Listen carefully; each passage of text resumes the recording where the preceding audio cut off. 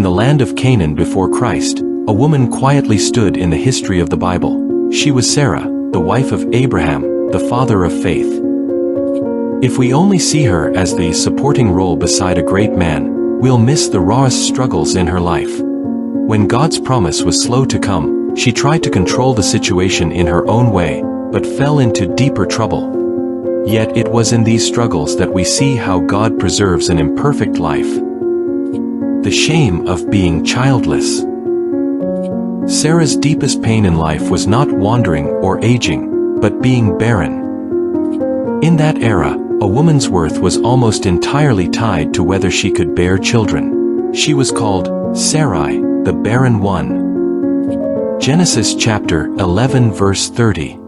But Sarai was barren, she had no child. This was not just a factual statement, but a worldly label of shame.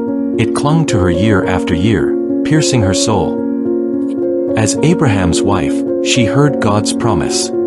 Your offspring will be as numerous as the stars. Her husband believed, she wanted to believe too. But as time passed, as her body aged day by day, God's silence became a boundless wilderness that drove her near despair. She began to believe maybe God's promise needed her to give it a push.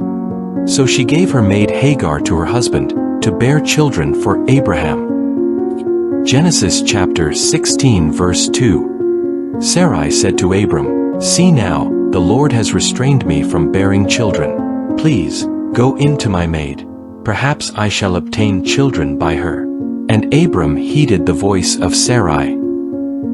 To her, this may have seemed like a practical act of faith, a reasonable, spiritual strategy. But to God, it was not trust, it was control. She used human methods to carry out God's plan, which led to jealousy, conflict, and pain. Her own solution became the very crack she would struggle with most. Genesis chapter 16 verse 4. She saw that she had conceived, her mistress became despised in her eyes. Sarah had wanted to control destiny, but now it was out of control. Genesis chapter 16 verse 5. She blamed Abram. "My wrong be upon you." Sarah lost control in her effort to gain control, as she reaped bitter fruit from her own plan. We see here a person trying to come up with ideas for God ends up standing before broken relationships and pain, with tears but no words. The danger of control, deceit, and passive sacrifice. Genesis chapter 12 records a shocking detail. When Abram went to Egypt because of famine, he said to Sarai, "I know what a beautiful woman you are. When the Egyptians see you, they will say, 'This is his wife.' Then they will kill me but let you live. Say you are my sister, so that I will be treated well for your sake and my life will be spared because of you." Sarah went along with Abram's plan and said she was his sister. She ended up being taken into Pharaoh's palace. She didn't protest. In fact, she even actively cooperated in this lie. This is another side of Sarah's desire for control, choosing to submit to man's scheme passively, instead of trusting God's protection. She may have believed in her heart, "As long as I maneuver wisely and avoid angering Pharaoh, I can protect both myself and my husband." But God's work far exceeds her control. Genesis chapter 12 verse 17. But the Lord plagued Pharaoh and his house with great plagues because of Sarai, Abram's wife. God personally intervened, preserving Sarah from defilement, and bringing her out of Egypt back to Canaan. In what looked like Sarah's silent submission, we see how limited her trust in God still was.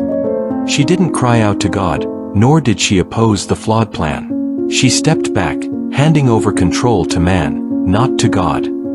But God did not step back. He kept Sarah, even when she chose silence and compromise. Because what he keeps is his own promise, which does not change due to human weakness. God's faithfulness. Faith that laughs through tears. In Genesis chapter 18, God visited Abraham and Sarah personally. That day, Sarah was listening behind the tent when God said, "This time next year, you will have a son." She laughed quietly, not a laugh of joy, but one tinged with bitterness and self-mockery. I'm already old, will this really happen to me? This was the self-protection formed from years of waiting. She dared not hope anymore, because it hurt too much. But God directly confronted her laughter, asking a soul-shaking question. Is anything too hard for the Lord? Genesis chapter 18 verse 14. Her laughter became the sign of the promise. She named her son Isaac, meaning, he laughs. Genesis chapter 21 verse 6. And Sarah said, God has made me laugh, and all who hear will laugh with me. This was the turning point from control to trust. It wasn't the laughter of victory, but the release from a heart overcome by God, after breaking and being rebuilt. Sarah finally learned to let go through her struggle. Sarah's struggle is the story of each of us. Sarah's life vividly reveals the deepest struggle of human nature. We want to control God's promises, schedule His plans, and handle spiritual matters with human solutions. But every attempt at control only reveals our inability and short-sightedness. Hebrews chapter 11 verse 11. By faith, even Sarah, who was past childbearing age, was enabled to bear children because she considered Him faithful who had made the promise. God didn't just want a Sarah who could bear children, He wanted a Sarah who could trust. He was willing to wait until she stepped out from anxious control, and through failure, learned to look up to Him. Sarah's story isn't some ancient woman's legend, but a mirror for our souls today. Every believer who tries to control situations, helping God carry out His plan in their own way, is, in a sense, repeating Sarah's struggle. Sarah's story gives us 4 insights. First, your control comes from a lack of trust in God. We say, let your will be done with our mouths, but always run a plan B in our hearts. But God doesn't accept co-management, He demands full trust. Second, God can preserve you even when you make the wrong decisions. Sarah entered Pharaoh's palace, used Hagar, all poor choices. Yet God still preserved her, redeemed her, and used her. His will is not fulfilled because we are perfect, but because He is faithful. Third, don't be afraid to hope.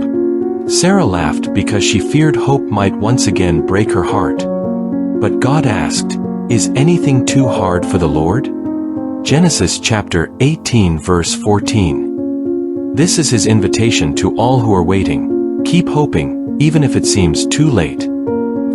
Fourth, your failures do not cancel God's faithfulness. Sarah's control didn't stop God's plan. Her laughter didn't block Isaac's birth. What we must do is return and trust, allowing God to show His glory through our weakness. Sarah's life journey wasn't a model of a successful woman, but a process of being spiritually shaped by God Himself. She wasn't born great, nor was she always devout. She was real, fragile, struggling, just like each of us. She once tried to control outcomes, using her methods to deal with what felt like an inactive God. She once went along with her husband's lie, hiding her identity for temporary peace. She once mocked God's promise and laughed bitterly in despair. Yet God did not walk away from her. Instead, He led her step by step, from her own plan to God's promise, from mocking laughter to the laughter of faith. Sarah was not born great, she was reshaped by God. She once feared, calculated, and strayed, but was firmly brought back by God. Her name changed from Sarai to Sarah, Genesis chapter 17 verse 15. From my princess to mother of nations. This was a shift in identity defined by God Himself. Her life tells us, faith isn't formed in a moment, it's a journey, a process of laying down self-control, admitting our limitations, and choosing to trust the one who truly holds authority. Our lives may not be any less messy than hers. Our missteps may not be fewer. Some of us have laughed in cynicism before God, doubted, detoured. But we believe in the same God. He did not withdraw His promise because of Sarah's weakness, and He will not abandon His plan because of our failures. The one who led Sarah out of darkness can also lead you out of your control. into the promised land he already prepared for you.